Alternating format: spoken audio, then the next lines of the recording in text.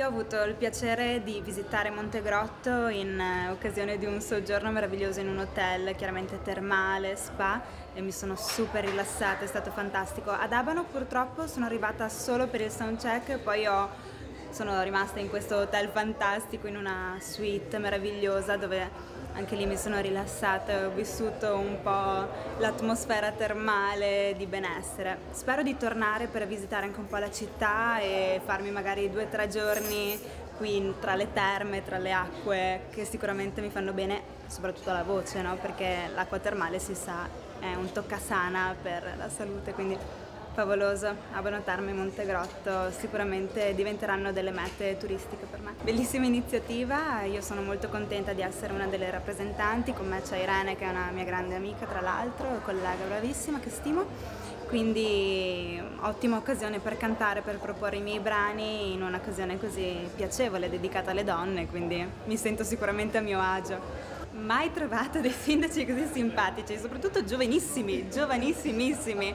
super alla moda, mi hanno fatto sentire a mio agio dalla prima parola, quindi favoloso. 1, 2, no!